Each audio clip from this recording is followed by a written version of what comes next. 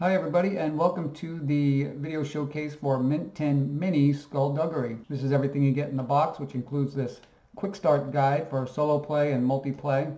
This incredibly shiny coin, which is really cool. We'll take a look at that later. It is nice.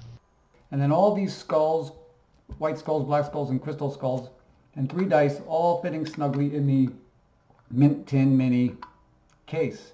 And I really like these skulls. There's something fun about rattling them around in your hand. It's got kind of an ASMR quality to it. What are they for?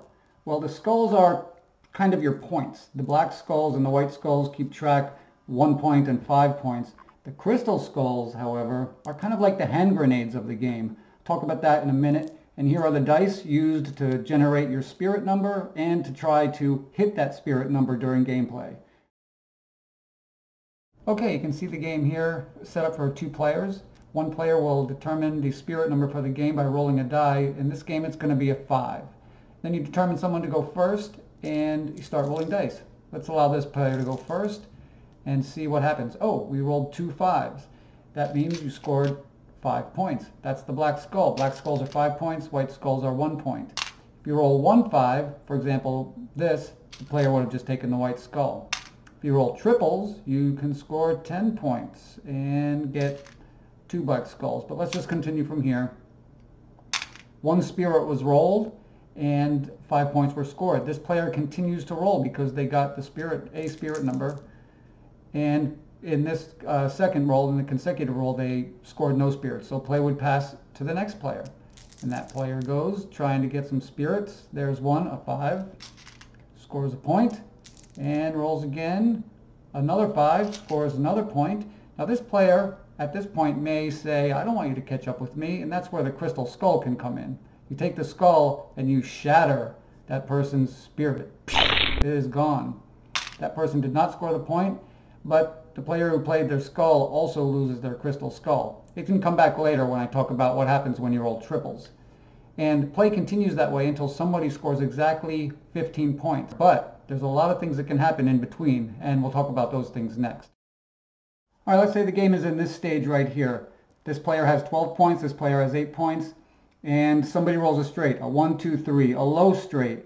The person with the fewest points, which would be this person with 8, scores a point. This is a way to compensate for the runaway leader situation and keep things tight. But if you roll if you roll a 4, 5, 6, a high straight, no matter who rolls it, the person in the lead loses a point. So low straight, high straight is always good for the person who's falling behind. This helps keep things really tight and exciting and tense right up to the end of the game, because you've never got somebody so far ahead, or you usually or rarely have somebody so far ahead that you're just rolling dice waiting for that person to win. And that keeps Skulduggery fun and exciting, usually right to the end of each game. Okay, let's talk about how triples work. Whenever you roll triples in the game, even if they're not the spirit number, you can reclaim a crystal skull. If they are the spirit number, you can collect your 10 points optionally. And if you can do neither, because if you score over 15 points, it's a bust. You can't score points. You bring out the coin. It is nice. This coin comes out, this blindingly shiny coin comes out with the hourglass side face up. And if this ever happens again where the coin would come up, it instead flips over for Skulduggery. And that is the theme of the game. What happens with Skulduggery? You take all of the points that you've scored so far, even if you got 14 of them and you're just about to win, and they go to the player on your left, or as you're watching to that side, the left. If it's a 2-player game, you simply swap the score. And that's the wickedness of Skulduggery. And then the coin is taken out of play again, but it can come back, so hurry up and get those 15 points. And those are most of the features of the game, but as it is with most Mint 10 games, you can go to the website and find all kinds of optional, alternate, and expanded rules.